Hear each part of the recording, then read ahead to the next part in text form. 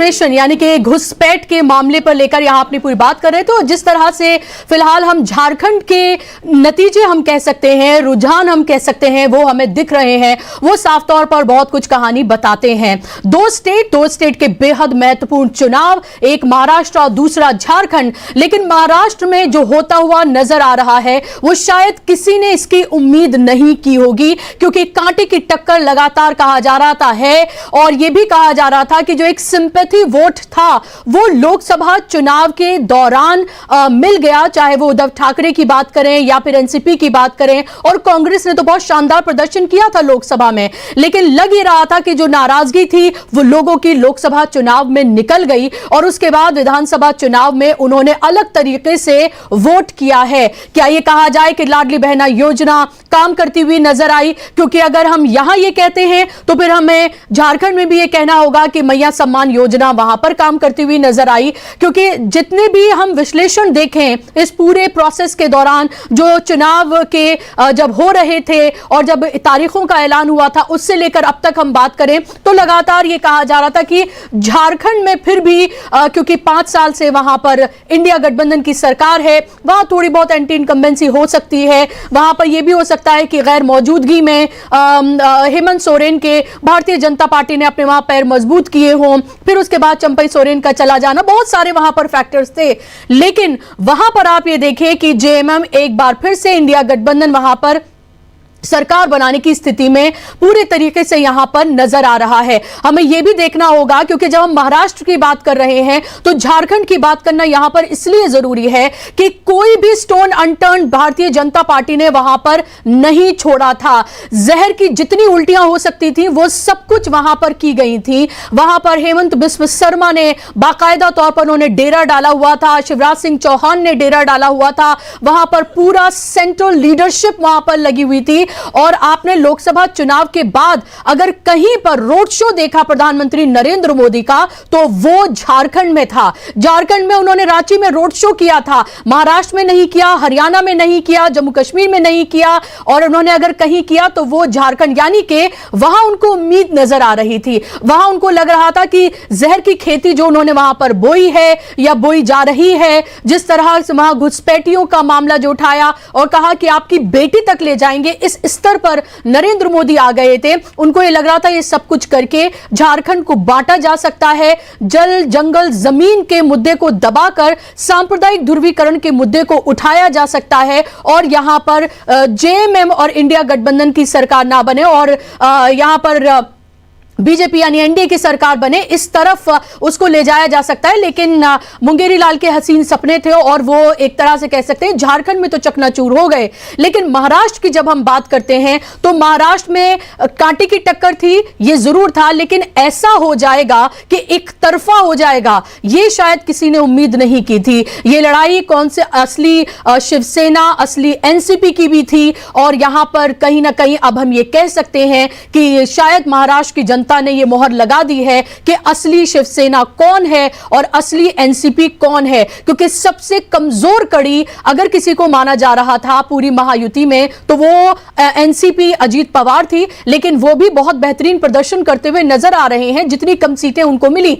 शुरू से ही भारतीय जनता पार्टी ये चाहती थी कि वो सबसे ज्यादा सीटों पर लड़े और वो सिंगल लार्जेस्ट पार्टी इतने नंबर में आए कि चाहे वो चाहे हम एक बात करें शिवसेना की या फिर एनसीपी की हम बात करें, उनकी इतनी हैसियत ना हो जाए कि उनके आगे सर झुकाकर वो अपनी मांगों का कोई पिटारा रख सकें या फिर प्रेशराइज कर सकें। और लगभग वही होता हुआ यहां पर नजर आ रहा है। जाहिर सी बात है वो लोग जो चेंज चाहते थे, वो लोग जो जिन्होंने वहां पर सत्ता में जो कुछ हुआ महाराष्ट्र में, जिस तरह से पार्टियां टूटी, जिस तरह से भारतीय जनता पार्टी ने अनएथिकली वहां पर सरकार बनाई, एक तरह से डकैती उन्होंने डाली और सरकार बनाई। जो लोग वो चेंज चाहते थे, जो किसान लगातार परेशान थे, जो बेरोजगार युवा थे, वो तमाम जो परेशान थे, वो अब ये सवाल उठ रहा है कि वो आखिर लोग कहां चले गए। उन्होंने क्या बीजेपी को वोट किया, उन्होंने क्या महायुति को वोट किया जिनसे वो परेशान थे, या फिर ये पूरा इलेक्शन किसी और तरीके से मैनेज किया गया है, जो हम लगातार सवाल उठा रहे हैं। मेरे साथ मेरे दोनों साथी अमलेंदु उपाध्याय जी और समीर आत्मज जी मेरे साथ जुड़े हुए हैं। समीर आत्मज जी, बीजेपी की शुरू से कोशिश ये थी कि वो सिंगल लार्जेस्ट पार्टी इस डिजिट में आए कि और इसके साथ साथ आपके पास मैं लौट रही हूँ, प्रकाश हिंदुस्तानी भी हैं हमारे साथ, और मेरे वरिष्ठ साथी प्रशांत टंडन जी भी हमारे साथ जुड़ गए हैं। तो आप चारों ही का एक बार फिर से स्वागत, इस्तकबाल। लेकिन समीर जी, जो मैं सवाल कर रही थी कि अगर हम ये आंकड़ा देखें भारतीय जनता पार्टी का, उसका शुरू से ही वो यही चाहती थी कि वो सिंगल लार्जेस्ट पार्टी तो बन सकती थी क्योंकि वो सबसे ज्यादा सीटों पर लड़ रही थी, लेकिन उसका डिजिट, उसका नंबर ये हो जाएगा, ये तो शायद किसी ने उम्मीद नहीं की थी। और वो इस नंबर पे आना चाहती थी कि चाहे वो शिंदे हो या अजीत पवार हो, उनके आगे सर उठाकर खड़े ना हो पाए और वो जो चाहें, जिसको चाहें मुख्यमंत्री बना दें। क्या वैसा ही होता हुआ नजर आ रहा है? जी बिल्कुल बुशरा जी, वैसा ही होता नजर आ रहा है। अभी थोड़ी देर पहले हम यही बात कर रहे थे कि बीजेपी के भी तमाम नेताओं को, जो कि इस महाराष्ट्र की चुनावी प्रक्रिया से बहुत गहरे से जुड़े थे, उनको भी ये आभास नहीं था कि ये जो हम लोग रुझान देख रहे हैं इस तरह के परिणाम आ सकते हैं। लेकिन चूंकि सबसे ज़्यादा सीट पर लड़ रही थी तो उसको ये भरोसा ज़रूर था कि सबसे ज़्यादा सीटें उसकी आएंगी, यानी ये तय था कि महायुति की सरकार बनने पर, अगर बनेगी तो मुख्यमंत्री भारतीय जनता पार्टी का ही होगा। लेकिन दिलचस्प बात यही है, और ये रुझान वही नहीं समझ में आ रहा है कि महाराष्ट्र की जनता ने इतना भरोसा क्यों कर दिया। क्या वास्तव में वो लोकसभा चुनाव में जो कुछ उसने किया था, जिस तरह से वोटिंग की थी, उसका प्रायश्चित कर रही है? उसके हिसाब से उसने भारतीय जनता पार्टी को जितनी सीटों पर लड़ रही थी उसको कहा कि सारी सीटों पर जिता देंगे, क्योंकि लगभग 20 सीटों 25 सीटों पर ही वो पीछे दिखाई पड़ रही है। तो ये नतीजे बिल्कुल वैसे आ रहे हैं जो कि भारतीय जनता पार्टी ने इमेजिन, कल्पनाओं में बात सोची होगी कि काश ऐसा हो जाए। जी ऐसे होता है ना, जैसे आप कहीं इंटरव्यू देने जाते हैं और आप ये आपसे कहा जाए कि अपनी सारी ख्वाहिशात जो हैं वो आप एक पेपर पर लिख दीजिए, तो उसमें भी आप उतना ना कर पाए, उसमें भी लगे ये तो ज्यादा हो रहा है। ये तो बिल्कुल उसी तरह से है कि शायद इतना तो बीजेपी ने भी नहीं सोचा होगा, या फिर हम ये कह सकते हैं कि जब इलेक्शन की तारीखों के ऐलान में डिले हो रहा था और तभी ये लग गया था कि पूरी सेटिंग जब कर ली गई है उसके बाद ही चुनाव की तारीखों का ऐलान किया गया है। जी बिल्कुल, और वही बात है कि जो एक मैक्सिमम जो उम्मीद कर सकती थी भारतीय जनता पार्टी, उसी के उम्मीद के अनुरूप सारी चीज़ें होती दिखाई पड़ रही हैं।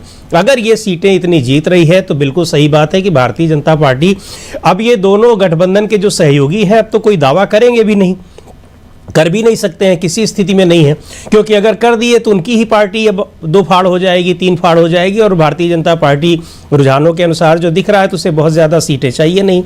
अब उसकी आशंका भी खत्म हो गई कि 26 नवंबर तक ही महाराष्ट्र विधानसभा का कार्यकाल है, राष्ट्रपति शासन लगने की कोई गुंजाइश है। तो जो चीजें जैसे जैसे वो सोच रही थी उसी तरह से उसकी सोच के हिसाब से वहां पर हुआ है।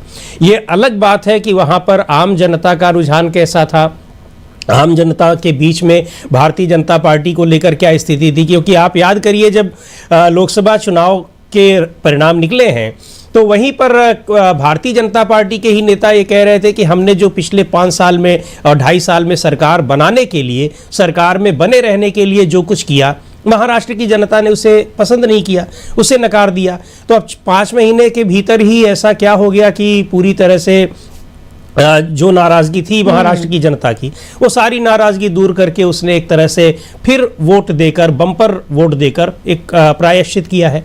ऐसा होता नहीं है, लेकिन अगर ऐसा हुआ है तो निश्चित तौर पर हम लोग यही मानेंगे कि वहाँ की जनता ने जो लोकसभा चुनाव में गलती की थी उस गलती का एहसास किया और फिर भारतीय जनता पार्टी को दिया कि जो उसने वो नारे लेकर आई थी, जो मुद्दे लेकर वो आई थी, बटेंगे तो कटेंगे, एक रहेंगे तो सेफ रहेंगे, इन सारे नारों पर उसने पूरी तरह से भरोसा जताया है। हम तो ये देख रहे हैं कि अगर कहीं 288 सीटों पर भारतीय जनता पार्टी चुनाव लड़ रही होती तो अकेले वो 220-225 सीटें जीतने के कगार पर होती। बिल्कुल। अब हम तो जो भारतीय जनता पार्टी को भी लग रहा होगा कि वो बिल्कुल, अकेले ही चुनाव अकेले में क्यों लड़ने नहीं उतरी। लेते तो जी। ज्यादा अच्छा रहता, कम से कम वो बैसाखियां हट जाती हाँ। और अपने दम पर वो सरकार बनाते। और वैसे भी आरएसएस का ये ख्वाब भी रहा है, 2025 में 100 साल उनके पूरे हो रहे हैं और महाराष्ट्र उनको हर कीमत पर चाहिए था और वहां पर एक ब्राह्मण चेहरा चीफ मिनिस्टर बने, ये भी उनका ख्वाब था। तो अब लग रहा है कि तमाम चीजें जो हसरतें थी वो सब अब पूरी होती हुई नजर आ रही हैं। लेकिन जब हम ये बातें, प्रशांत जी, जब हम ये तमाम बातें करते हैं तो लगता है कि क्या अपने आप को ही कॉन्ट्रडिक्ट कर रहे हैं, क्योंकि अगर हम झारखंड की बात करें तो कटेंगे बटेंगे घुसपैठिया, मतलब वहां पर तो ऐसा लग रहा था कि जैसे जहर की उल्टियां वहां पर की गई हूं, इस तरह की नफरत वहां पर की गई थी झारखंड में। और वहीं महाराष्ट्र की अगर हम बात करें तो एक रहेंगे सेफ रहेंगे, कटेंगे बटेंगे, वहां पर वो भी किया गया। तो अगर हम दोनों ही जगह पर देखें, अगर हम ये कहें कि महाराष्ट्र में शायद ये काम कर गया तो फिर वो झारखंड में क्यों नहीं काम किया? तो ये आपस में ही बातें जो हैं वो कॉन्ट्रडिक्ट हो रही हैं। लेकिन आपसे मेरा सवाल ये कि आखिर आपको क्या लग रहा है, जो बम्पर जीत है ये 220 पर एनडीए और सिर्फ 51 पर इंडिया और अदर्स 17 पर सिमटा हुआ जो ये नजर आ रहा है महाराष्ट्र में, झारखंड की भी हम बात करेंगे, वो आपको क्या लग रहा है, ऐसी कौन सी वो चीजें हैं जो काम कर गई, या फिर आपको लगता है इट इज कंप्लीटली मैनेज्ड, जिसकी बात हम लगातार अपने चैनल पर आप हम तमाम लोग करते रहे? जवाब दूं उसकी पहले खबर बता दूं कि अमेरिका में आरोप के बाद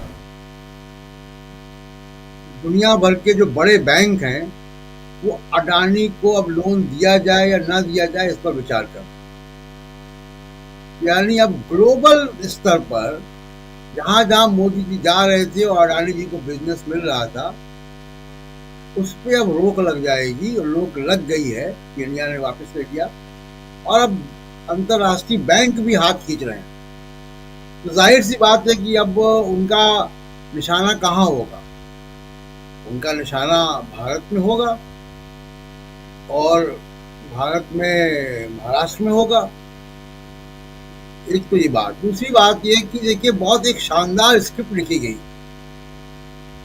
और वो स्क्रिप्ट क्या लिखी गई कि इलेक्शन कमीशन के चुनाव में धांधली के खिलाफ आरोप को अगर खत्म करना है तो झारखंड की जीत हो जाए, तो विपक्ष जो है वो ये आरोप नहीं लगाएगा कि चुनाव में धांधली होती है, क्योंकि लौट कर कहेंगे राजीव कुमार की झारखंड तो आप जीत गए।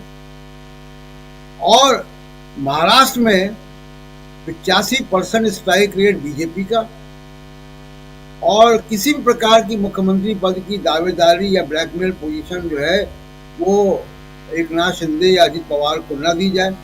साथ साथ ये भी किया जाए कि शरद पवार और उद्धव ठाकरे की राजनीति पर सवालिया निशान खड़े हो जाए।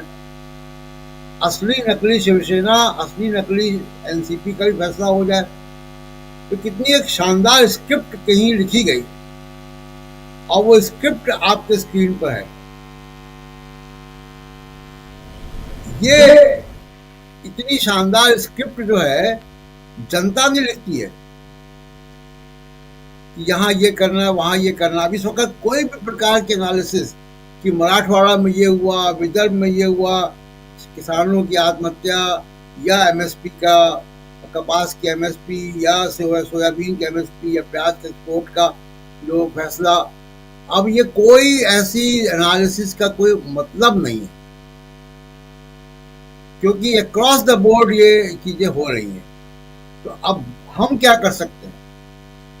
हम केवल अलर्ट कर सकते हैं। हम पत्रकार, हम लोग तो क्या कर सकते हैं? हमने तो अलर्ट किया कि हरियाणा में 13 लाख वोट बढ़ाए गए, काउंटिंग के 10 घंटा पहले तक वोट बढ़ाए गए। महाराष्ट्र में 10 लाख वोट बढ़ाए गए, ये हमने कहा 3 दिन पहले का। कल भी एक पॉडकास्ट किया और बताया कि कैसे कैसे राजीव कुमार का जो कारनामे रहे वो बताया। हम तो अपना काम कर सकते हैं जो पत्रकार का काम है। पॉलिटिकल पार्टीज क्या करेंगी? जो अभी राजीव जी बात कह रहे थे कि आपको चुनाव पारदर्शी हो, चुनाव प्रक्रिया पारदर्शी हो, उसके लिए जन आंदोलन करना पड़ेगा। ज्ञापन देने से काम नहीं चलेगा। ज्ञापन किसको आप दे रहे हैं? चुनाव आयुक्त को ज्ञापन दे रहे हैं कि आप गड़बड़ कर रहे हो। ये तो वैसा ही है कि किसी थाने में आप पहुंच जाए और उस थाने के एसएचओ के FIR लिखवाएं, तो लिखेगा। तो सबसे बड़ी बात। दूसरी चीज ये कि पूरा जो इलेक्शन धांधली का जो मुद्दा बनता है वो ईवीएम के लिए बनता है। हम बार बार इस बात को कह रहे हैं कि इलेक्टोरल रोल्स गड़बड़ हैं, इलेक्टोरल रोल्स में वोटर डिलीशन होता है। हम जब मैदान में जाते हैं बुशरा जी, तो हम जनता से बात करते हैं, जनता से बात करके हम अपनी एनालिसिस करते हैं। लेकिन जनता से बात करके एनालिसिस करते हैं तब हमको तो जो लोग बताते हैं उसके हिसाब से करते हैं, लेकिन हमको ये नहीं मालूम होता है कि जो व्यक्ति हमसे बात कर रहा है ये वोट डाल पाएगा कि नहीं डाल पाएगा, इसका इलेक्टोरल रोल में नाम है कि नहीं है। तो इसलिए बहुत महत्वपूर्ण बातें हैं कि जब तक आप चुनाव प्रक्रिया को लेकर आप जनता के बीच में नहीं जाएंगे, इस मुद्दे को नहीं उठाएंगे, तब तक नहीं होगा। अब मान लीजिए कि 85% स्ट्राइक रेट है। हम तो विदर्भ भी गए, हम मराठवाड़ा भी गए, हम कोंकण के एरिया में भी रहे, मुंबई में भी रहे। 85% का स्ट्राइक रेट किसी पार्टी को मिलना होता है। बुशरा जी आप भी चुनाव में जाती है, हमारे तमाम साथी चुनाव में जाते हैं, हमने 30 साल हो गए चुनाव कवर करते हुए। 85% स्ट्राइक रेट होता है वो आपको किसी भी गली चौराहे, चाय की दुकान, बस, ट्रेन, रेलवे स्टेशन, एयरपोर्ट, सब जगह दिखाई देगा। ये साइलेंट वोटर कमाल नहीं है। जो तस्वीर आप देख रहे हैं, साइलेंट वोटर एक स्विंग प्रोवाइड करता है 2%, 4% का। ये आपको लग रहा है कि साइलेंट वोटर है, और अगर साइलेंट वोटर नहीं है तो ये इतने पत्रकारों को, एग्जिट पोल वालों को, हमको, राजीव जी को ये आवाजें क्यों सुनाई नहीं दी, और ये आवाजें झारखंड में क्यों सुनाई दे जाती हैं?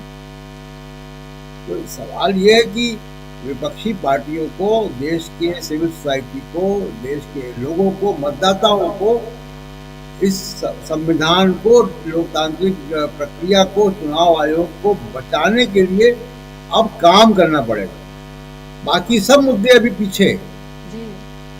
पहला काम यह कि आप लोकतंत्र को बचाएं। देखिए चुनाव तो नॉर्थ कोरिया में भी होते हैं, चुनाव रूस में भी होते हैं, वहां भी चुनाव आयोग है। ऐसा नहीं कि चुनाव खुद ही कराता है वो राष्ट्रपति। तो वही स्थिति हमारे देश में भी हो रही है। इसके खिलाफ जब तक राजनीतिक पार्टियां एक होकर, केवल साउंड बाइट से, ट्वीट से नहीं, एक होकर योजनाबद्ध तरीके से काम नहीं करेंगे, तब तक ये रिजल्ट स्क्रिप्टेड होता रहेगा कि झारखंड जिता दो, कश्मीर जिता दो, हरियाणा हरा दो, उसको हरा दो, उसको जिता दो। स्क्रिप्टेड चुनाव होता रहेगा। अब इसकी पॉलिटिकल एनालिसिस करने को मतलब नहीं इस वक्त। आपने बहुत सही, बहुत वाजिब आपने तमाम बातें कही हैं कि इसका पॉलिटिकल एनालिसिस करने का भी कोई मतलब नहीं है, क्योंकि एनालिसिस वहां होता है जहां पर आपको ये नजर आ रहा हो कि भाई यहां हम लोग गए, ये हमने देखा, लेकिन लग रहा है कि जो साइलेंट वोटर था वो इधर चला गया, कुछ वोट हमें लग रहा है कि उधर चले गए। इस तरह की चीजें जो परिस्थितियां देखकर ग्राउंड से आते हैं या फिर अपने एक्सपीरियंस से जो हम देखते हैं, उसके बाद जो तस्वीर नजर आए उसमें एनालिसिस बनता है। लेकिन यहां पर हम ये कह दें कि जिस तरह से प्रशांत जी कह रहे थे कि 85% अगर स्ट्राइक रेट, इसका मतलब तो आप जहां जाएं, जिसके आगे माइक लगा दें, जिससे बात करें, हर शख्स ये कहता हुआ नजर आएगा कि वो बीजेपी को वोट कर रहा है। ऐसा तो था नहीं क्या विदर्भ, मराठवाड़ा के वो एरिया, वो गुस्से में जो किसान, वो तमाम युवा, वो तमाम महिलाएं जो लगातार हम जिनको देख रहे थे, जो गुस्से में थी, बिल्कुल वैसी ही परिस्थिति जिससे इससे कहीं ज्यादा नाराजगी हमने हरियाणा में देखी। और उसके बाद जो नतीजे आए वो बिल्कुल ऐसे थे कि सब हक्का बक्का रह गए। और जो महाराष्ट्र के भी चुनाव है, ये कहा जा रहा था कि कांटे की टक्कर है, लेकिन ये कांटे की टक्कर नहीं, ये तो क्लीन स्वीप है, ये तो एक तरफा है पूरा चुनाव। और ये साफ तौर पर ये बता रहा है कि जो कुछ भी इंडिया गठबंधन कर रहा है, आप मुद्दे उठा रहे हैं, आप एक साथ मिलकर लड़ रहे हैं, आप तमाम चीजें कर रहे हैं, लेकिन आप शायद वो नहीं कर रहे हैं, या शायद नहीं बल्कि 100% यहां कहा जा सकता है आप वो नहीं कर रहे हैं जो आपको सबसे पहले सबसे ताकत के साथ आपको करना चाहिए। आपने बहुत सारे कंटेंट क्रिएटर्स जो हैं वो अपने आसपास आपने पाल लिए हैं, जो हर मुद्दे पर अपना कंटेंट क्रिएट करते हैं, यूट्यूब पर अपनी वीडियोस डालते हैं, ये तमाम चीजें करते हैं, लेकिन जमीन पर आपके कितने नेता काम करते हुए नजर आ रहे हैं? क्यों सिविल सोसाइटी के लोग लगातार इस मामले को, ईवीएम से जुड़े मामले को, चुनाव आयोग को लेकर लगातार आगाह करते जा रहे हैं?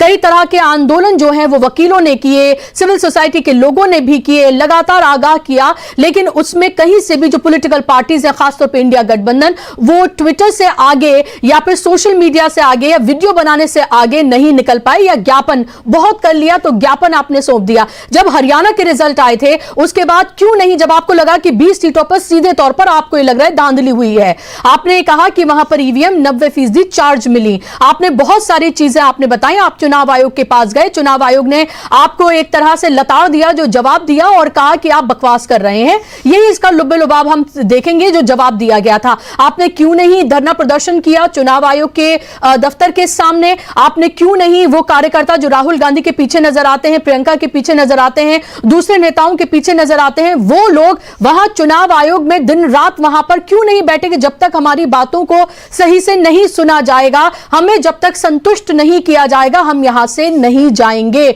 जब तक ये इच्छा शक्ति देखने के लिए नहीं मिलेगी, तब तक रिजल्ट इसी तरीके से मैनेज होते रहेंगे। अब आगे आने वाले वक्त में दिल्ली और बिहार में चुनाव है, तो आप कह दीजिएगा कि दिल्ली में वैसे ही बीजेपी का कुछ नहीं होने वाला, तो दिल्ली तो इंडिया गठबंधन के या आम आदमी पार्टी के पास चली गई, और बिहार जो है फिर से एनडीए के पास चला गया, क्योंकि जो सेट फॉर्मूला है वहां पर तो यही होता हुआ नजर आ रहा है कि आप ये कह दें कि भाई आप झारखंड में जीते, वहां आप ईवीएम पे सवाल नहीं उठाते हैं, महाराष्ट्र में हार गए तो वहां आप सवाल उठा रहे हैं।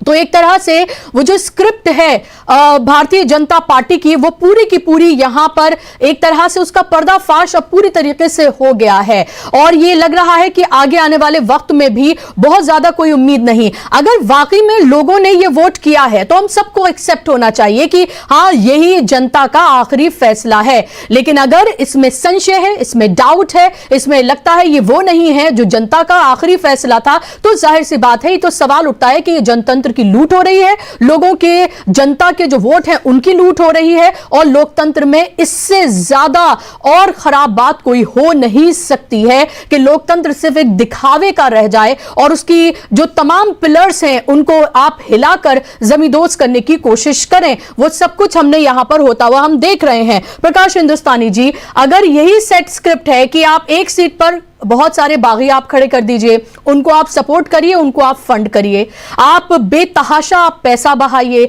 आप जातियों के समीकरण के हिसाब से पोजीशन दीजिए और आप लोगों को टिकट दीजिए, और उसके बाद पूरा चुनाव आप इलेक्शन कमीशन के जरिए मैनेज करिए। ये विपक्ष ने ये पहले भी कहा और अब फिर से ये बात सिद्ध होती हुई नजर आ रही है। तो फिर आगे वाले चुनाव में भी ऐसा ही होगा, फिर दिल्ली और बिहार में भी ऐसा ही होगा।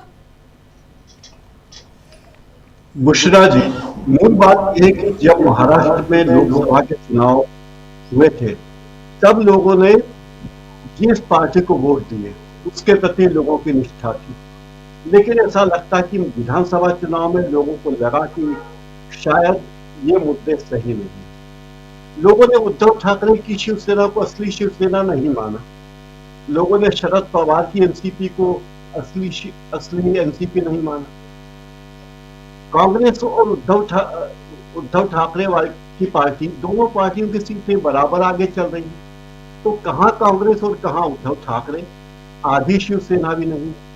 ये सारी चीजें खटकने वाली हैं और निश्चित ही खटकेगी।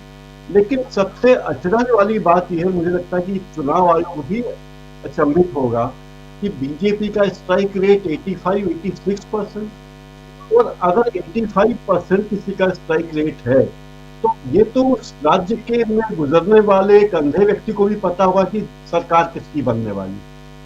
तो जाहिर है कि लोगों की जो भावनाएं थी वो अलग थी या नजर नहीं आई, और जब वोट देने की बात हुई तो लोगों ने अलग पार्टी को वोट दे दिया।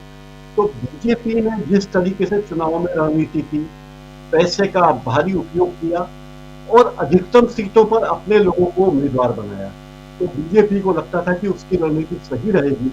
लेकिन मुझे लगता है कि ये ऐसा ही हुआ जैसे 2014 में कि बीजेपी वालों को भी उम्मीद नहीं थी।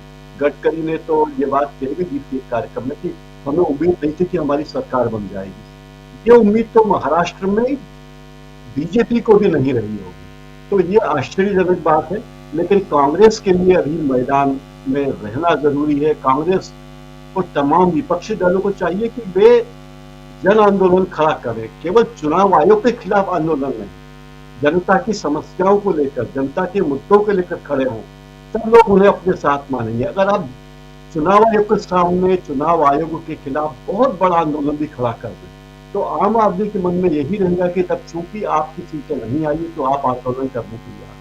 लेकिन जब हमारी बात होती है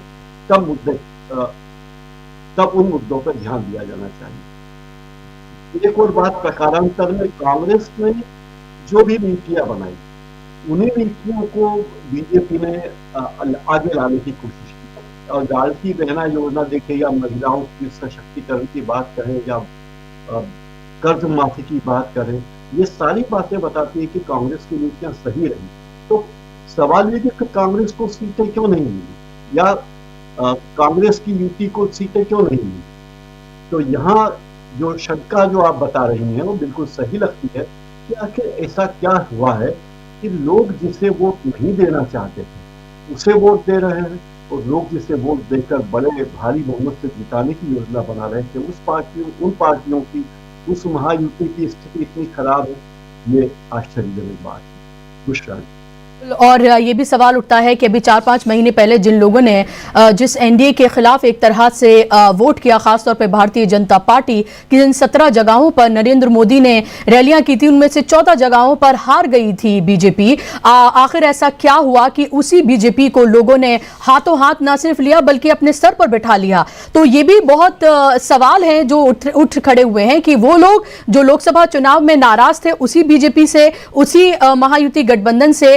वही लोग आखिर विधानसभा में ऐसे वारे न्यारे कर दें। ये भी एक बड़े सवाल है कि आखिर ऐसा क्या हो गया इन चंद महीनों में। ऐसा तो कुछ ना तो बीजेपी ने परोसा, ना ही बीजेपी ने ऐसा कुछ दिया, ना ही उनकी कोई ऐसी योजनाएं रही, ना तो उन्होंने महंगाई कम कर दी, ना बेरोजगारी कम कर दी, ना किसानों के मुद्दे कम कर दिए, ना महिलाओं के उन्होंने सुरक्षा के मुद्दे उस तरह से वो कर दिए। तो फिर आखिर ऐसा हुआ क्या, और हुआ क्या में ही सब कुछ छुपा हुआ है कि बीजेपी ने कैसे ये पूरा चुनाव जो है वो मैनेज किया। इसे साफ तौर पर बिल्कुल किसी इफ एंड बट लगाकर, कोई लाग लपेट करके नहीं कहना चाहिए। पैसे का जिस तरह का इस्तेमाल यहां पर किया गया, विनोद तावड़े आप देख लीजिए कैसे पकड़े गए, और उसके बाद चुनाव आयोग तक को उनके खिलाफ केस दर्ज करना पड़ा, और वो तो पकड़े गए। लेकिन उसके अलावा जो लगातार ये इल्जाम लगते रहे कि अब तो कंटेनर्स में पैसे आ रहे हैं, 1000 करोड़ रुपए झारखंड और महाराष्ट्र से खुद चुनाव आयोग ने अगर पकड़े हो तो आप समझ लीजिए कि कितना पैसा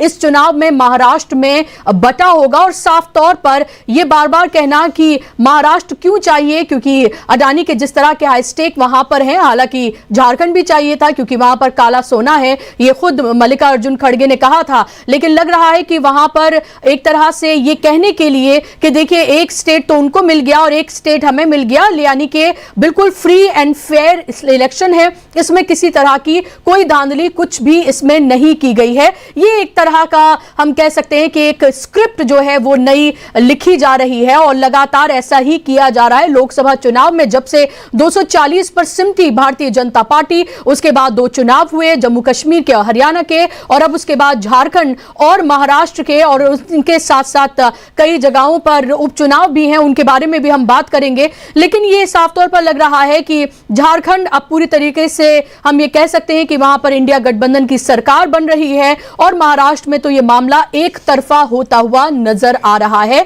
बिल्कुल अब ये कहा जा सकता है क्लीन स्वीप है, ये हम कह सकते हैं, क्योंकि अगर पूरा का पूरा गठबंधन 52 पर सिमटता हुआ हुआ नजर आए। 52 जहां पर सिर्फ कांग्रेस के लिए ये कहा जा रहा था, क्योंकि कांग्रेस 101 पर लड़ी थी कि उसकी इतनी सीटें आ सकती हैं, और बीजेपी और कांग्रेस की टक्कर है कि कौन सिंगल लार्जेस्ट पार्टी बनेगा, क्योंकि यही दो पार्टियां थी जो सबसे ज्यादा सीटों पर लड़ रही थी। और ये लग रहा, और ये भी कहा जा रहा था कि शरद पवार का सबसे बेहतरीन स्ट्राइक रेट होने जा रहा है। वो चाणक्य हैं, उन्हें सब कुछ महाराष्ट्र की सियासत, देश की सियासत की नब्ज बिल्कुल उनके हाथ में है, और वो सब कुछ उस तरह से समझते हैं। और ये अब हम ये संजय राउत ने ये ट्वीट किया है, लेकिन ये मराठी में है ये ट्वीट, और हम इसका ट्रांसलेशन आपको हम बताएंगे कि क्या कुछ उनकी तरफ से ये कहा गया है।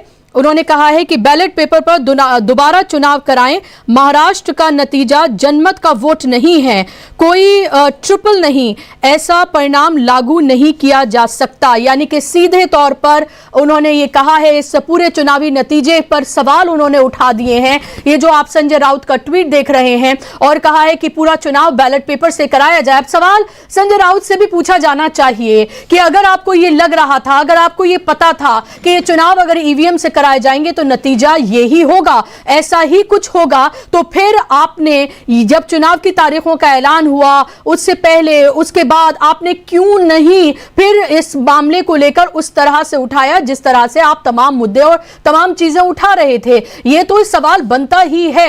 अब आप जब चुनाव के नतीजे अब सामने आ गए हैं तो अब आप ये सवाल उठा रहे हैं, क्योंकि अब आप ये देखिए कि तमाम मुद्दों पर आप तमाम मुद्दे उठाइए, आप हर जमीन से जुड़े मुद्दों की बात आप करिए, आप चुनावी रैलियों से, आप इमोशनल मुद्दों से लेकर तमाम तरह से एक जनता से कनेक्ट करिए, लेकिन आखिर में नतीजा वही हो जो बीजेपी चाहती है, तो फिर आपकी सारी कारकर्दगियां, आपके तमाम वो चीजें जो आपने उठाई वो सब बेमानी ही साबित हुई, बिल्कुल हरियाणा की तरह। और ये भी प्रशांत जी, ये भी बार बार ये कहा जा रहा था कि हरियाणा और महाराष्ट्र बिल्कुल अलग अलग हैं, डेमोग्राफिकली बिल्कुल अलग हैं, जो पॉलिटिकल सेंस है लोगों का वो बिल्कुल अलग है, वहां के मुद्दे बिल्कुल अलग हैं, जातीय समीकरण वहां पर अलग हैं, वहां इतने जोन में बटा हुआ है महाराष्ट्र, और हर जोन में लोग बिल्कुल अलग तरीके से वोट करते हैं। वहां पर 6 पार्टियां हैं, वहां सीधे मुकाबला कांग्रेस और बीजेपी का नहीं है, बहुत सारे फैक्टर्स यहां पर थे, लेकिन ये तो हरियाणा होता हुआ नजर आ रहा है। यही बात मैं कह रहा था कि अब आप मराठवाड़ा, विदर्भ, कोंकण, मुंबई, इसकी क्या अलग से एनालिसिस करेंगे आप? इसकी कोई अलग से एनालिसिस अब नहीं हो सकती। तो क्योंकि अब एक ऐसी लहर चली है, अब वो लहर अगर ये सीट का डिफरेंस है तो इसको लहर माना जाएगा, तो लहर तो दिखती है बुशरा जी।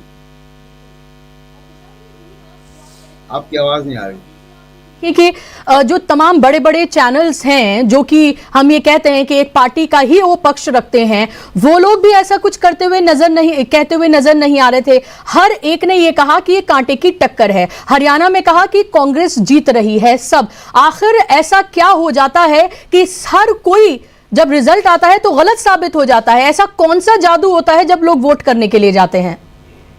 देखिए, मैं झारखंड की बात करता हूँ। झारखंड में क्या कहा हमने, आप पिछले मेरे वीडियो उठा के देख लीजिए। मैंने कहा कि झारखंड मुक्ति मोर्चा आदिवासी क्षेत्रों में अपनी बढ़त, अपना कब्जा बरकरार रखेगा।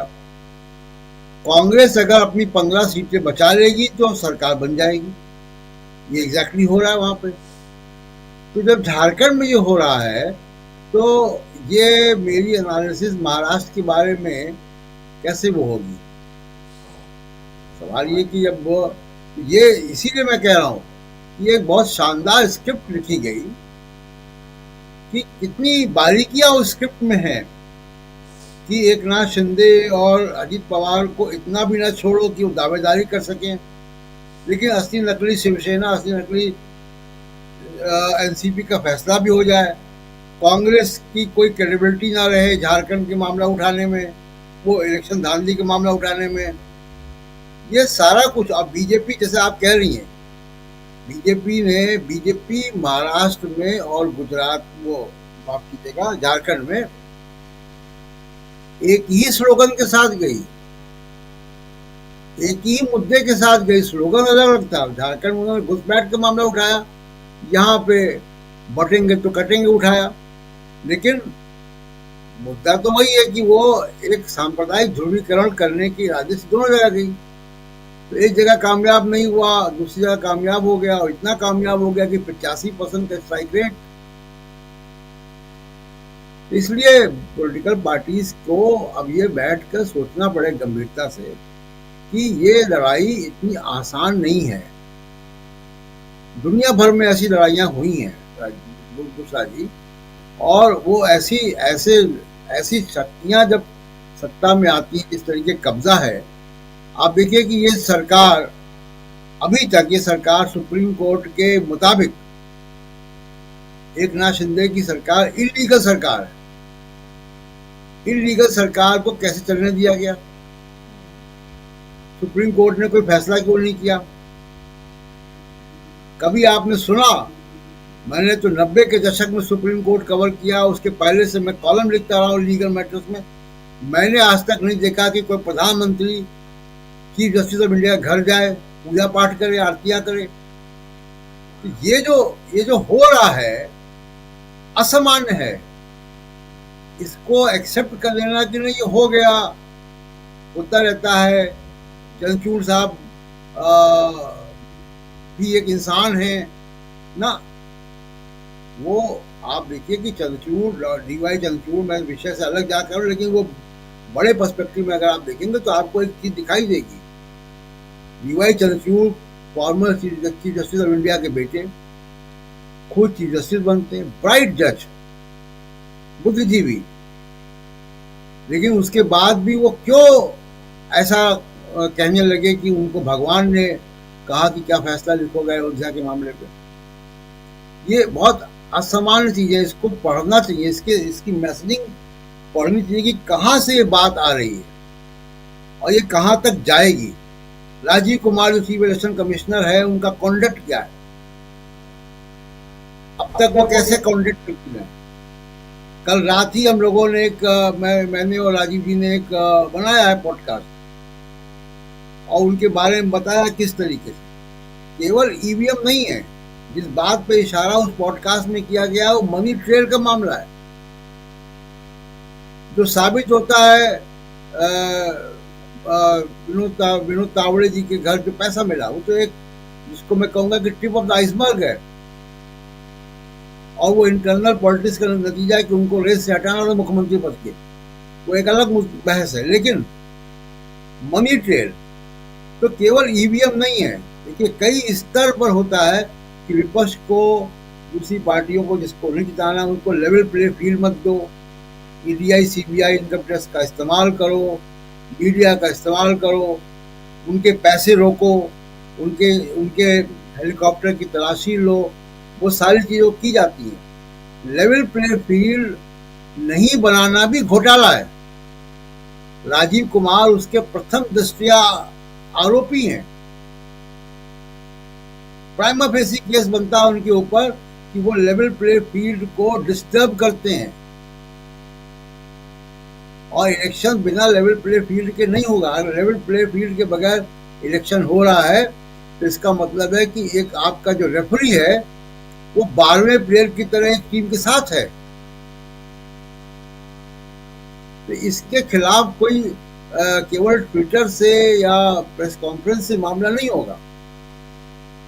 आप सब बड़े बड़े संगठन हैं, पॉलिटिकल पार्टीज हैं, आपको जन आंदोलन का रास्ता अपनाना पड़ेगा, क्योंकि अगर जनता का वोट नतीजों में रिफ्लेक्ट नहीं हो रहा है तो जैसे मैं बार बार कह रहा हूं कि इलेक्शन तो नॉर्थ कोरिया में भी होते हैं।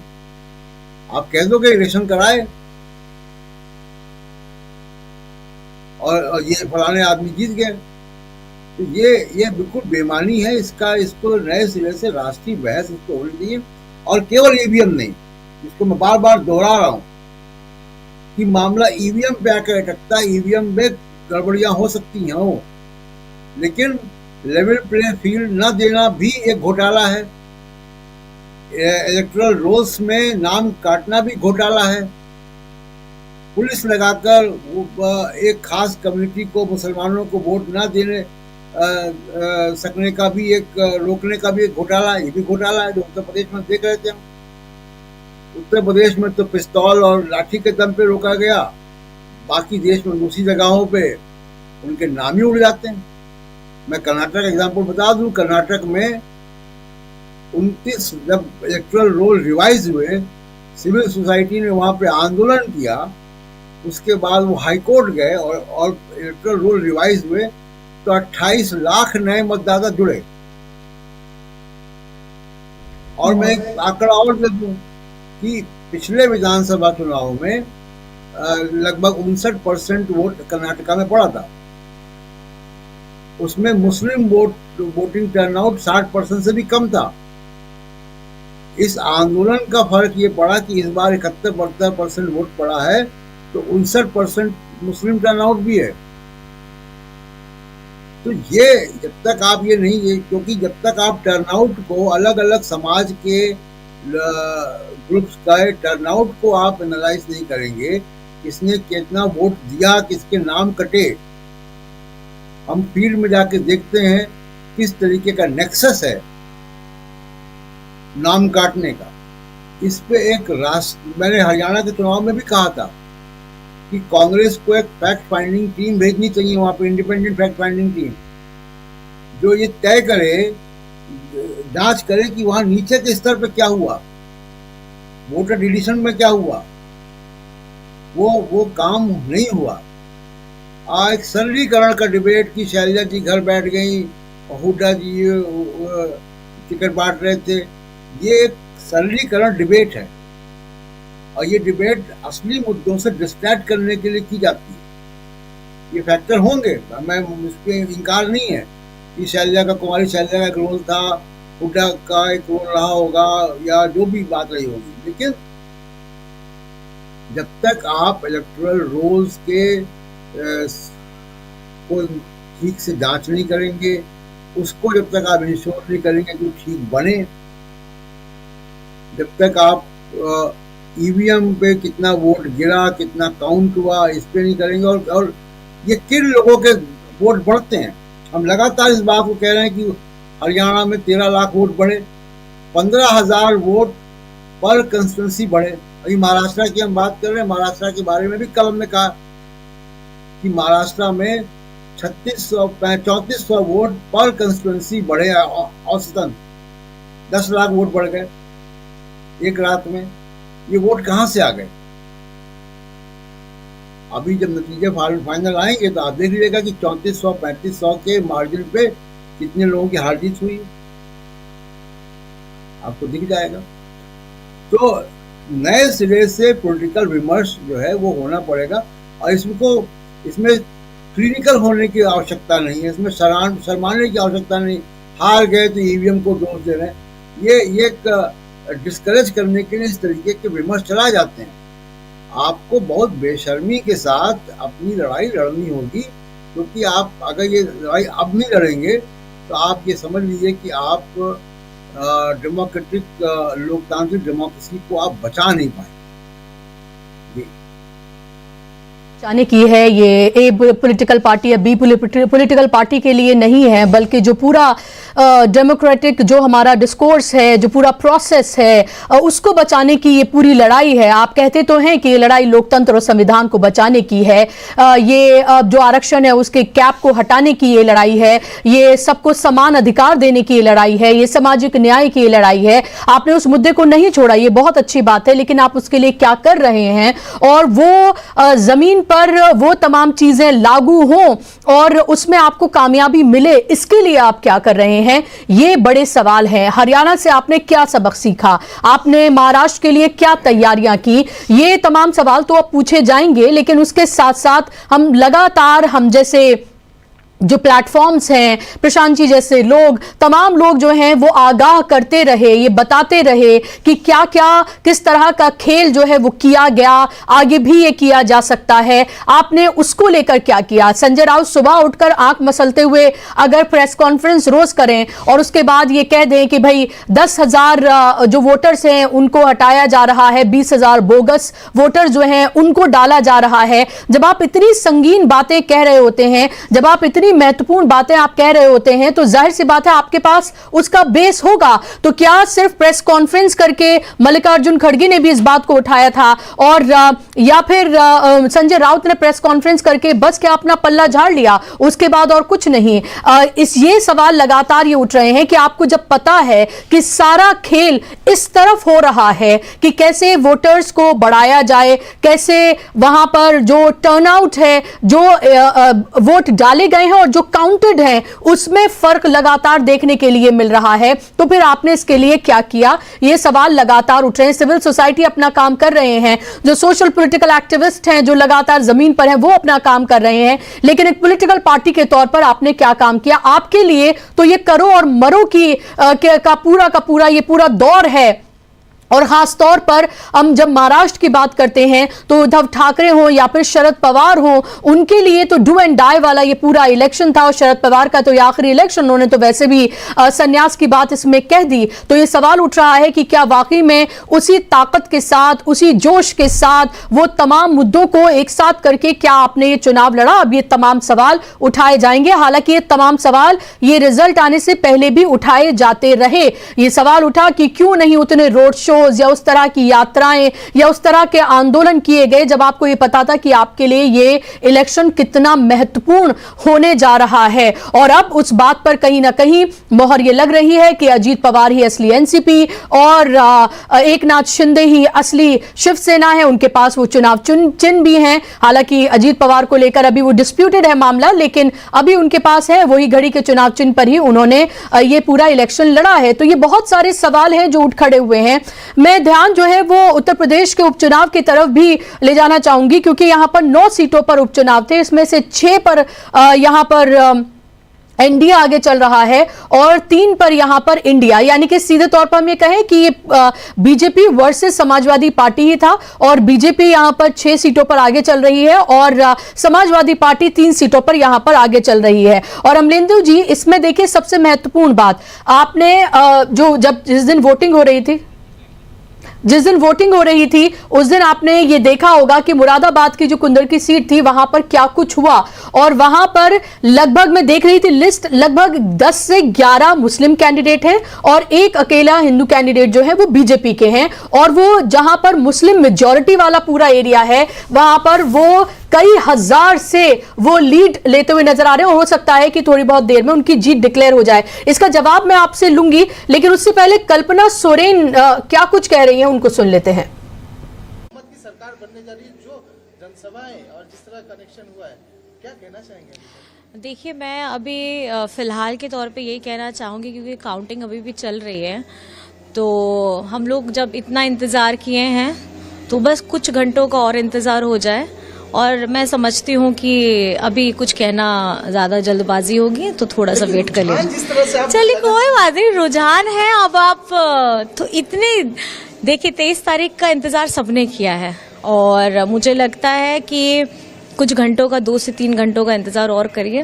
लगभग बहुमत के आंकड़े तो आप लोगों ने हासिल लगभग तो 41 का, देखिए, मैं 41 क्रॉस करते हुए 50 तक पहुंचे। मैं ये कहना चाहती हूँ कि झारखंड की जनता ने, हमारे बड़े बुजुर्गों ने, हमारे भाई दादा ने, हमारी माताओं बहनों ने, हमारे युवा साथियों ने विकास का रास्ता चुना है और कहीं ना कहीं इस बार मैया की जीत हो रही है। बस मैं ये कहना चाहूँ। आपका भी जिस तरह से गांधी विधानसभा से आप लगातार जो प्रयास कर रही थी, अभी भी जो रुझान है उसमें थोड़ा कुछ है, लेकिन क्या लग रहा है कि उम्मीद है कि अपना और भी रिकॉर्ड तो मार्जिन से आगे निकलेगी? देखिए, अभी कुछ कहना मुश्किल है, अभी तो पहले कुछ बोलना नहीं चाहिए। खत्म होने दीजिए। तय है।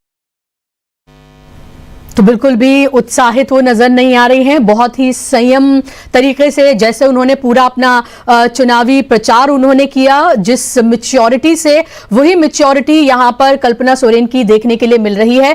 कल्पना सोरेन फिलहाल 1000 मतों से पीछे चल रही हैं। 21 राउंड की काउंटिंग होनी है और 7 राउंड की काउंटिंग जो है वो हो चुकी है, तो इसीलिए वो बहुत ज्यादा संभल कर यहां बोलती हुई नजर आ रही हैं और अभी इंतजार के लिए वो कह रही हैं कि शुरुआती रुझान है। हालांकि थोड़ी सी ताज्जुब की बात है कि जिस एक नेता का जलवा पूरे झारखंड में हमें देखने के लिए मिला और लगा कि खासतौर पर महिलाओं को अपनी तरफ लाने में, मैया सम्मान योजना महिलाओं तक पहुंचाने, उसके असर को पूरे झारखंड में फैलाने में अगर किसी एक चेहरे का सबसे ज्यादा जिक्र हुआ तो वो कल्पना सोरेन थी। वो अपनी सीट गांडे में 1000 मतों से फिलहाल पीछे चल रही हैं। हालांकि आगे पीछे उनका लगातार चल रहा है। अभी 7 ही राउंड की काउंटिंग हुई है, 21 राउंड की काउंटिंग होनी है, तो अभी वक्त है और इसीलिए शायद वो बहुत संभल कर यहां पर बोलती हुई नजर आ रही हैं। हालांकि अगर हम अब तो शुरुआती नहीं है, हम अभी अगर हम बात करें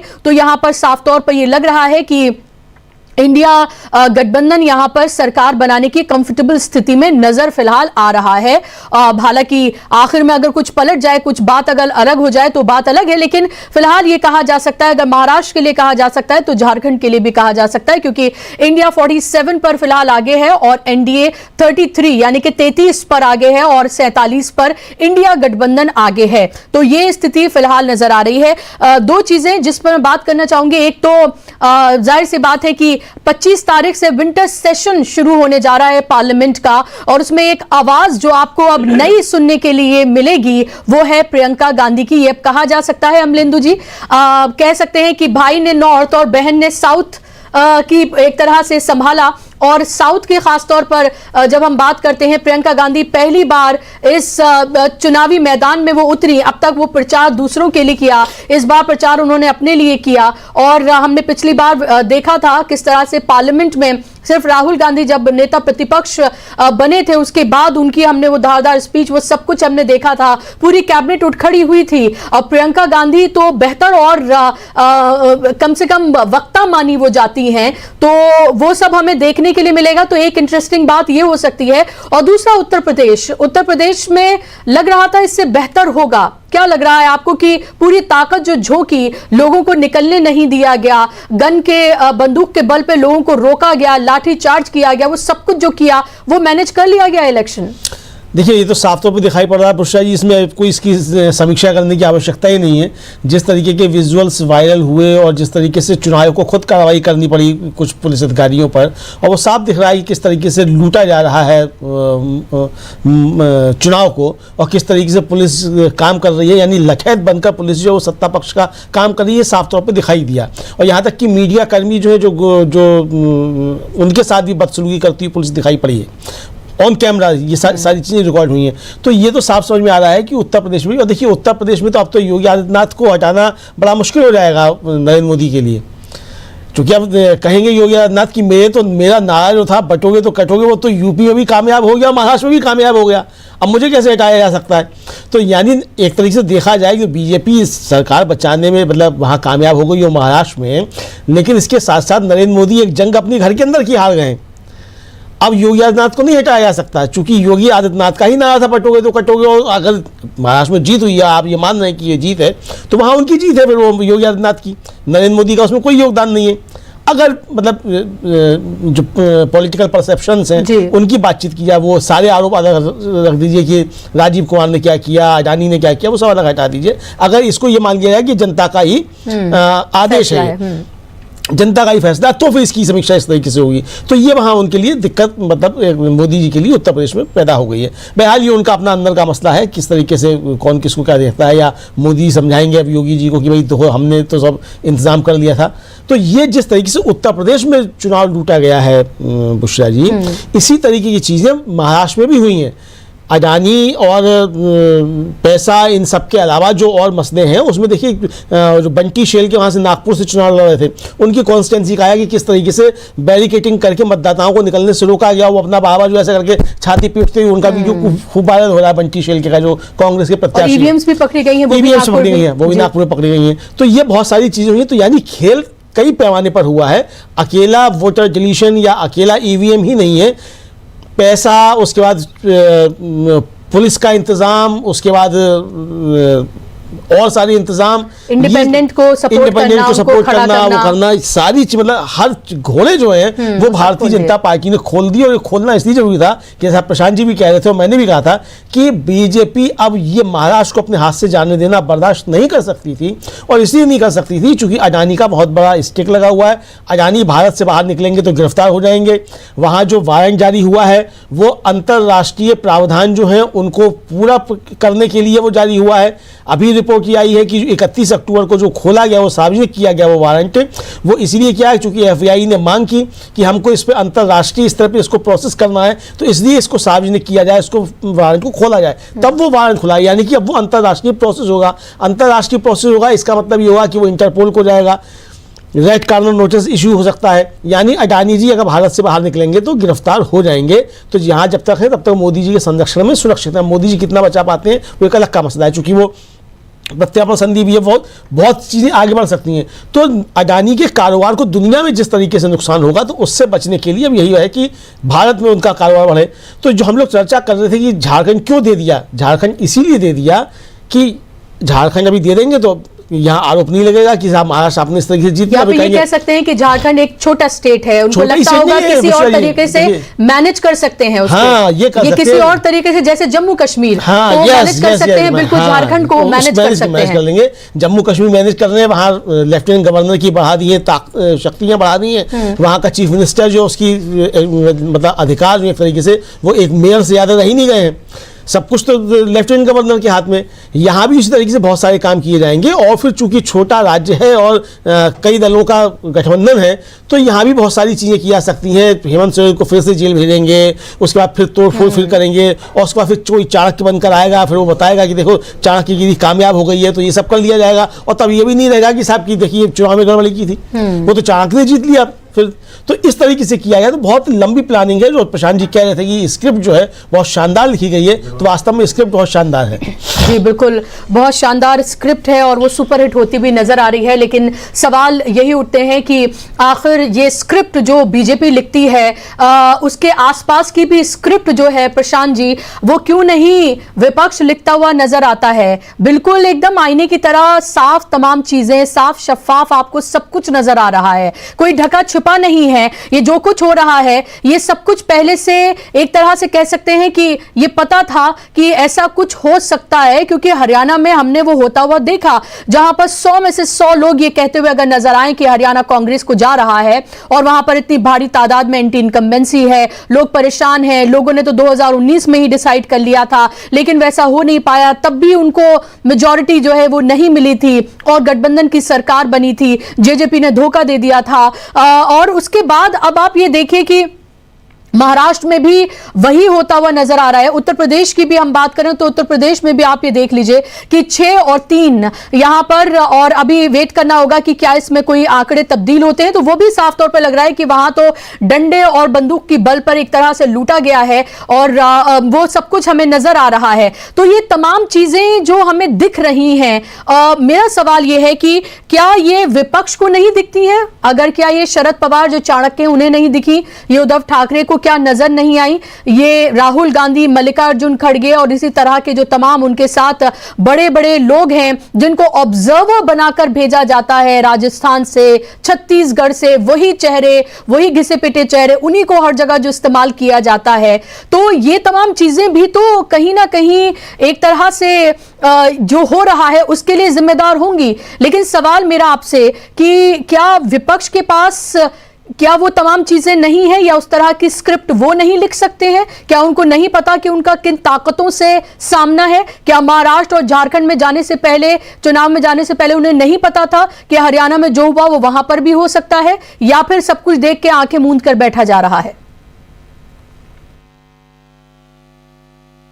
बड़ी बात क्या है कि जैसे मान लीजिए कि अगर इस वक्त झारखंड में भी बीजेपी जीत रही होती तो इस वक्त देश में क्या हो रहा होता? अब तक धरने प्रदर्शन चालू हो गए होते चुनाव आयोग के खिलाफ। लोग इसको स्वीकार नहीं करते। उठता झारखंड से मामला और पहुंचता महाराष्ट्र तक और दिल्ली तक। इसलिए मैं कह रहा हूं कि स्क्रिप्ट बहुत शानदार है और अब आप देखिए आगे की बात कर रहे हैं कि करना क्या है। देखिए, उद्धव ठाकरे को, राहुल गांधी को, शरद पवार को या विपक्ष के दूसरे लोगों को सबसे पहली चीज क्या करनी है कि पार्टी के अंदर, खासकर कांग्रेस को, पार्टी के अंदर वैचारिक प्रतिबद्धता आपके अंदर कितनी है। राहुल गांधी के अंदर दिखती है, क्या वो कांग्रेस के मिडिल लेवल नेताओं में है वैसी वैचारिक प्रतिबद्धता? तो आइडियोलॉजिकल गेट पास आपको लगाना पड़ेगा, पदों को देते वक्त, जिम्मेदारियां देते वक्त और लोगों को आगे बढ़ाते वक्त या अपनी पार्टी में दूसरे लोगों को लेते वक्त। मुझको नहीं लगता कि जो कांग्रेस का मिडिल लेवल लीडरशिप है उसके अंदर वैसी ही अवैचारिक प्रतिबद्धता है जैसी कि राहुल गांधी की है, या जैसी कि बीजेपी जैसी पार्टी और मोदी और अमित शाह, अजीत डोभाल, ईडी, राजीव कुमार के सामने खड़े होकर लड़ने के लिए आवश्यक है। वो वैचारिक प्रतिबद्धता आपको लानी पड़ेगी, वैसे लोगों को लाना पड़ेगा। आप ये लड़ाई क्लिनिकल होके नहीं लड़ सकते। ऐसे दुनिया में कोई भी लड़ाइयां क्लिनिकल होके नहीं लड़ी गई हैं।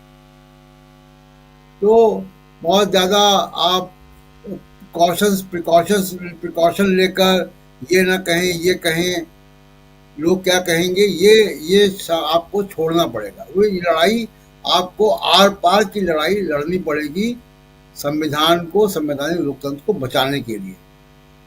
मैं ये नहीं कह रहा हूँ कि कि इन नतीजों को स्वीकार या अस्वीकार करने की बात नहीं है, लेकिन जाहिर सी बात है कि क्योंकि मैं महाराष्ट्र में गया था और बहुत सारे हमारे साथी गए थे, और केवल मैं गया ही नहीं था, वहाँ के जो स्थानीय लोग हैं, पत्रकार हैं, एक्टिविस्ट हैं, पॉलिटिकल लोग हैं, उन सबसे बात हो रही थी।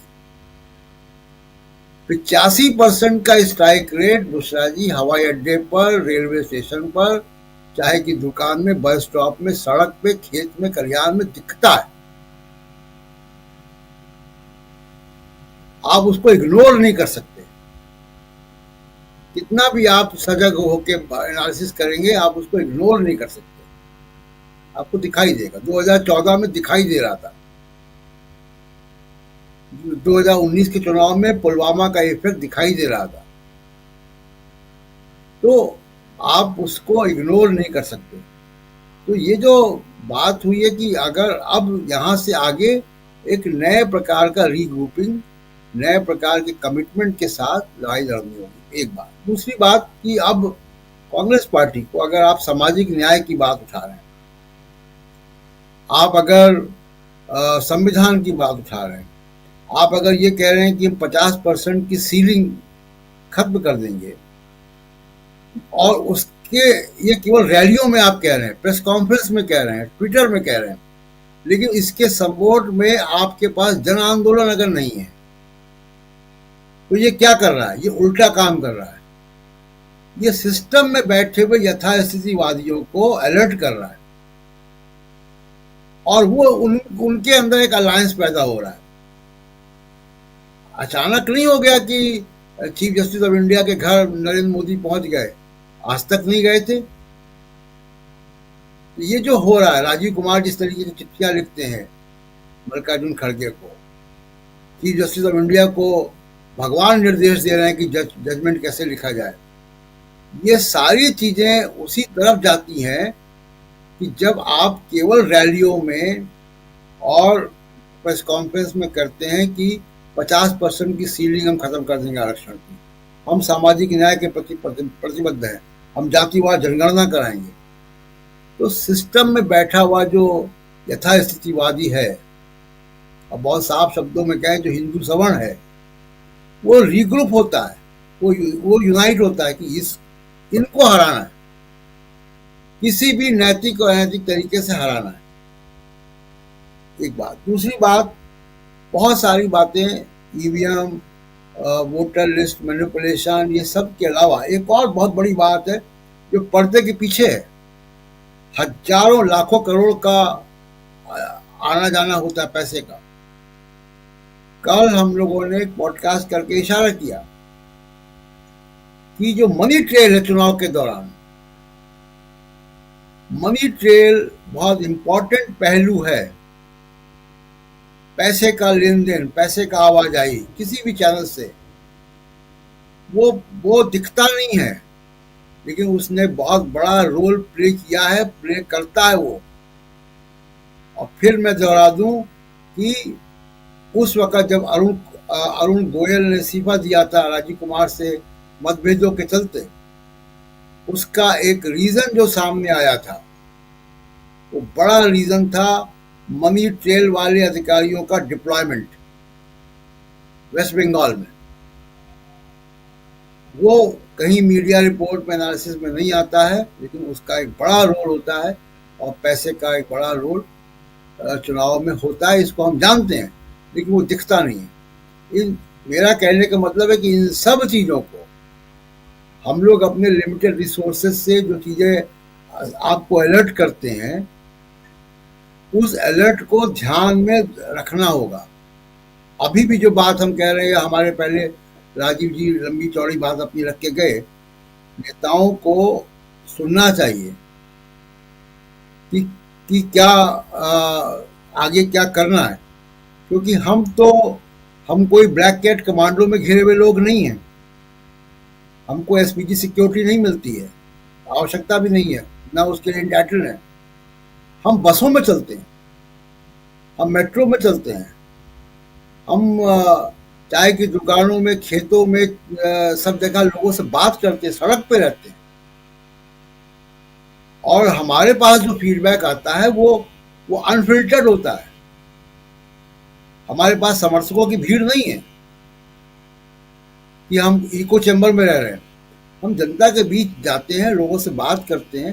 तो अगर ये बात हम कोई कुछ कह रहे हैं कि हमको ऐसा अलर्ट, ऐसा आभास नहीं था कि 85%, 86% स्ट्राइक रेट बीजेपी का होगा, तो इस बात को गौर से सुनना चाहिए विपक्ष के लोगों को। जी बशा जी बिल्कुल, और नहीं सुनेंगे तो शायद अपना ही नुकसान करेंगे। और लग तो अभी ऐसा ही रहा है कि शायद उन्होंने अपने कानों पर हाथ रखे हुए हैं, क्योंकि बता तो सब लोग उनको बहुत चीख कर रहे हैं। सिर्फ ऐसा ही नहीं, बल्कि चीख कर लोग उनको बता रहे हैं कि क्या कुछ खेल हो रहा है, क्या आगे किया जा सकता है, क्या अब तक हो चुका है। लेकिन उसके बावजूद लग रहा है कि जैसे कहते हैं कि अकल आने का नाम उनका नहीं ले रही है। और राहुल गांधी ने जो यात्राएं की, उसका असर हमने देखा लोकसभा चुनाव में। उसको कहीं ना कहीं 400 का पार का जो नारा दिया गया था, उसे 240 पर सिमटाया गया। वो असर हमें देखने के लिए मिला, लेकिन उसके बाद धीरे धीरे उसका असर खत्म हो रहा है। नया क्या किया जा रहा है? क्या कांग्रेस सिर्फ और सिर्फ राहुल गांधी के कंधों पर बंदूक रखकर चला रही है, उसके अलावा और कोई नहीं है? बाकी सिर्फ कंटेंट क्रिएट कर रहे हैं, या फिर अपने अपने राज्य भी वो नहीं संभाल पा रहे हैं? दूसरी तरफ उद्धव ठाकरे से लेकर शरद पवार, इन तमाम लोगों की बात करने की जरूरत है कि आखिर उन्होंने, जब इनको ये पता था कि ये चुनाव इनके लिए किस तरह से महत्वपूर्ण चुनाव है, और ये चुनाव में अगर प्रदर्शन नहीं हुआ तो अच्छा नहीं हुआ, या सरकार आप नहीं बना पाए तो क्या हश्र आगे हो सकता है, वो तमाम चीजें थी। लेकिन उसके बावजूद अगर हमें ये रिजल्ट नजर आए, ये नतीजे, ये रुझान हमें अगर नजर आए, तो बहुत सारे सवाल जो है वो उठ खड़े होते हैं। और ये भी सवाल उठ खड़े होते हैं कि बहुत सारे फ्रंट पर अभी भी विपक्ष को बहुत काम करने की जरूरत है। ये सब उन्हें पता है कि किन ताकतों से उनका मुकाबला है। उसके बावजूद अगर इस तरह का ढुलमुल, इस तरह का ढीला, इस तरह का रवैया अगर इख्तियार किया जाएगा, तो जाहिर सी बात है कि उनको लेकर सवाल उठेंगे। उनको पता है कि एक तरफ साम दाम दंड भेद की सियासत है, वहां पैसा है, वहां एजेंसीज है, वहां पावर है, वहां सब कुछ है। दूसरी तरफ आपके पास कोई लेवल प्लेइंग फील्ड नहीं है, आपके पास बहुत सारी चीजें आपसे, आपके अगेंस्ट जा रही हैं, और उन सब के अगेंस्ट जो आपकी चीजें जा रही हैं, उनको कैसे आप अपने फेवर में तब्दील करें, यह आपके लिए एक बड़ी चुनौती है। हमने देखा कि उत्तर प्रदेश में अखिलेश यादव जब लड़ते हुए नजर आते हैं, तो वो लड़ते हुए नजर आते हैं, उस पर आप पर्दा नहीं डाल सकते हैं। इलेक्शन के जिस दिन वोटिंग हो रही थी उस दौरान जो सक्रियता हमने अखिलेश यादव की देखी वो काबिले तारीफ है, और उनका मुकाबला किससे है वो भी उनको अच्छे से पता है, तो उनकी तारीफ करनी यहां बनती है। लेकिन वो चीजें हमें महाराष्ट्र में देखने के लिए मिली हो, शायद मैं कहूंगी कि नहीं। दो वरिष्ठ पत्रकार हमारे साथ जुड़ गए हैं, श्रवण गर्ग जी वरिष्ठ पत्रकार मेरे साथ जुड़ गए हैं, सुनील शुक्ला जी मेरे साथ जुड़ गए हैं। आप दोनों का बहुत बहुत स्वागत, इस्तकबाल। श्रवण गर्ग जी आपके पास मैं आऊं, उससे पहले सुनील जी आपकी पहली प्रतिक्रिया। जो स्क्रीन फिलहाल आप देख रहे हैं जहां महाराष्ट्र एक तरफा होता हुआ नजर आ रहा है और झारखंड में लग रहा है कि सरकार बनाने की स्थिति में इंडिया गठबंधन है, तो ये कह सकते हैं कि एक स्टेट दे दिया, रख लीजिए आप अपने पास, और जो मोस्ट इंपॉर्टेंट स्टेट है यानी कि महाराष्ट्र, वो उन्होंने बिल्कुल एक तरफा जीत दिखाकर अपने पास रख लिया, जैसे हरियाणा और जम्मू कश्मीर में किया। एक तो मैं आपकी इस बात से सहमत नहीं हूं, मैं इस बात से सहमत नहीं। जी जी आपकी आवाज आ रही है आपकी आवाज नहीं, लेकिन वो इको हो रही है। कई लोग अपने बंद कर ले तो शायद इको ना हो। नहीं होगी, आप बोले जी। मैं आपकी इस बात से सहमत नहीं हूं कि उत्तर प्रदेश में समाजवादी पार्टी की तारीफ की जानी चाहिए। उत्तर प्रदेश में भी अगर समाजवादी पार्टी उसी तरह से लड़ती हुई दिखाई पड़ती जैसे जेएमएम झारखंड में लड़ता हुआ दिखाई पड़ता, तो शायद ये नतीजे नहीं आते। आज 3 सीटों पर, कम से कम 2 सीटों पर तो एकदम सीधी सीधी बढ़त है बीजेपी समाजवादी पार्टी की, वहां तो कोई संकट ही नहीं है। एक पर उतार चढ़ाव की स्थिति हो रही है और 2 सीटों पर कांटे का संघर्ष है। 3 सीटें भारतीय जनता पार्टी के पक्ष में। अगर भारतीय समाजवादी पार्टी के नेता, समाजवादी पार्टी के लोग जितना ट्विटर पर, एक्स पर और सोशल मीडिया पर सक्रिय थे, उतनी सक्रियता के साथ अगर सड़कों पर दिखाई पड़े, जैसे सीसामऊ में समाजवादी पार्टी दिखाई पड़ी, उतनी ही सक्रियता के साथ वो अन्य विधानसभा क्षेत्रों में दिखाई पड़ती, कुंदरकी में दिखाई पड़ती, मीरापुर में दिखाई पड़ती, ठीक है कोई जीतता हारता, लेकिन एक तरफा चुनाव नहीं दिखाई पड़ता। देखिए महाराष्ट्र और झारखंड के चुनाव में एक समानता देखता हूं कि जो भारतीय जनता पार्टी की सरकार ने महाराष्ट्र में और वही काम जेएमएम की सरकार ने झारखंड में किया, वह है चुनाव के कुछ ही दिनों पहले, कुछ ही महीने पहले जो इन्होंने आर्थिक सहायता देने की जो घोषणाएं शुरू की। अगर लाड़की बहना योजना का लाभ महाराष्ट्र में महायुति को मिल रहा है, तो मैया सम्मान योजना का लाभ जेएमएम को मिल रहा है, किसानों के कर्जे माफ करने का लाभ जेएमएम को मिल रहा है, बिजली का बिल माफ करने का लाभ जेएमएम को मिल रहा है। मेरी अपनी समझ है कि अगर इस महंगाई के दौर में जो कुछ भी आर्थिक सहायता लोगों को मिलती है, उसका असर दिखाई पड़ता है, उसका असर होता है। और यह इस देश के विभिन्न राज्यों में और दुनिया के तमाम देशों में यह बात साबित हुई है कि चुनाव के मौके पर घोषित किए जाने वाले फ्रीबीज का लाभ मिलता रहा है। लेकिन महाराष्ट्र का चुनाव इतना एक तरफा होगा, निश्चित रूप से हम और आप इसको समझने में विफल रहे।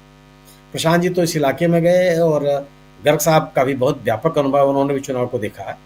कोई और वहां के स्थानीय लोग भी इस बात को नहीं कर रहे थे कि इस कदर एक तरफा चुनाव, और अगर इस कदर चुनाव होता तो निश्चित रूप से वह दिखाई पड़ता, फिर तो कोई बहस ही नहीं होती। जैसे झारखंड का अगर ये परिणाम आ रहा है, तो झारखंड के परिणाम में यह दिख रहा, यह इलेक्शनरिंग के दौरान भी यह दिख रहा था।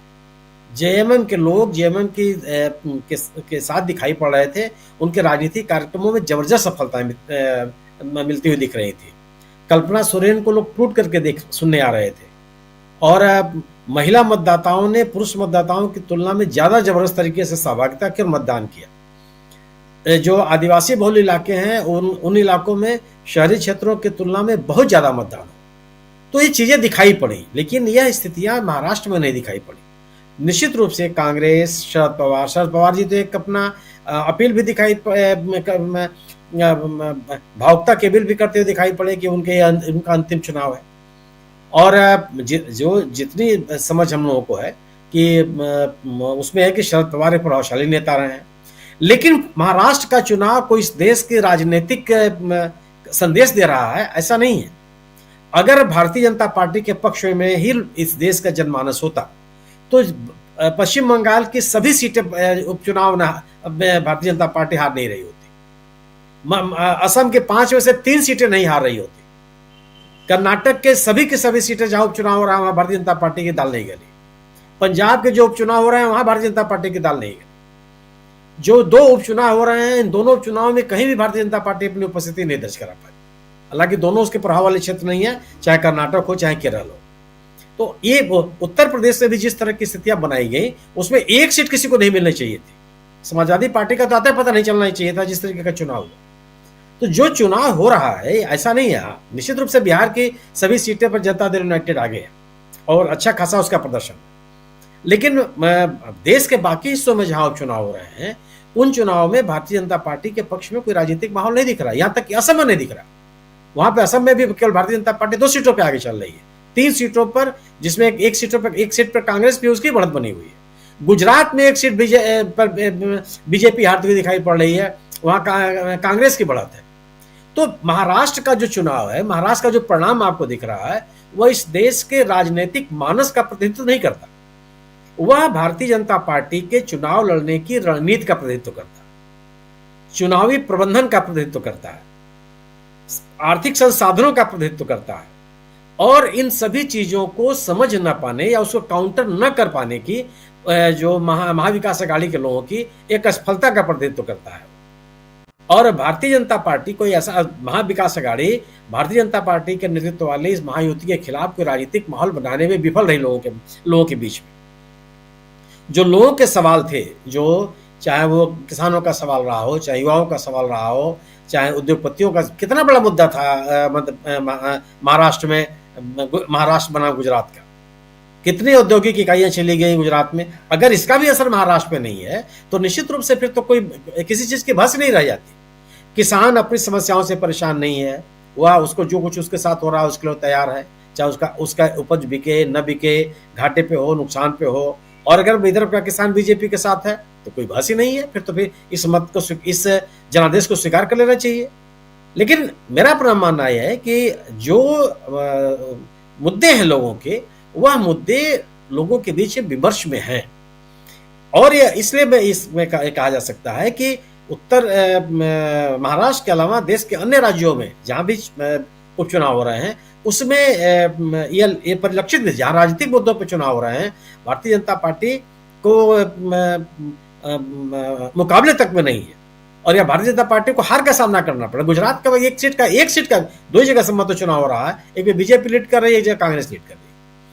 तो ये है नहीं, लेकिन ये जरूर है कि फ्री बीज देना चुनाव के मौके पर यह एक बार फिर से प्रमाणित हो रहा है कि इसका लाभ दिखाई पड़ता है, और महाराष्ट्र में इसका लाभ दिखाई पड़ रहा है, और झारखंड में इसका लाभ दिखाई पड़ रहा है। अन्यथा अगर ध्रुवीकरण की बात होती तो ध्रुवीकरण की तो सबसे ज्यादा कोशिश झारखंड में किया गया। हेमंत बिस्वा शर्मा के जितने भाषण आप सुन लीजिए, किसी में कोई नहीं कह रहा था कि मोदी है तो मुमकिन है, कोई ये नहीं कह रहा था कि 10 साल की केंद्र की सरकार ने क्या किया है और रघुवर दास की सरकार ने क्या किया था, उसकी तो बात बिल्कुल नहीं हो रही थी। वहां तो बेटी रोटी माटी तमाम छीन लिए जाने की बात हो रही थी। घुसपैठियों के सवाल पर ध्रुवीकरण के प्रयास किए गए, लेकिन लोगों ने इसको स्वीकार नहीं किया। तो राजनीतिक मुद्दे, राजनीतिक विमर्श भारतीय जनता पार्टी के पक्ष में है। आज के विधानसभाओं के और अन्य राज्यों के उपचुनावों के परिणाम के आधार पर नहीं कहा जा सकता, लेकिन निश्चित रूप से महाराष्ट्र की जीत बड़ी जीत, इसके लिए भारतीय जनता पार्टी को उसके प्रबंधन को श्रेय दिया जाना चाहिए। यह इतनी बुरी हार होगी शरद पवार की और उद्धव ठाकरे की, या उद्धव ठाकरे की हार तो मेरी अब तक यह मान्यता रही है कि जो नेता अपनी पार्टी को खड़ा करता है, अपने मतदाताओं को तैयार करता है, उसी नेता की लीगेसी के साथ उसका मतदाता समर्थक जाता है। लेकिन महाराष्ट्र में भी यह खारिज हो गया। शरद पवार के समर्थक अजित पवार के साथ जाते हुए दिखाई दे रहे हैं और शिवसेना के समर्थक शिंदे साहब के साथ जाते दिखाई दे रहे हैं। यह एक बड़ा राजनीतिक घटनाक्रम है। लेकिन मेरा अपना मानना है इसके पीछे जो फ्रीबीज दी गई है, जो लोगों को आर्थिक सहायता दी गई है, उसका परिणाम है ये। जी, फ्रीबीज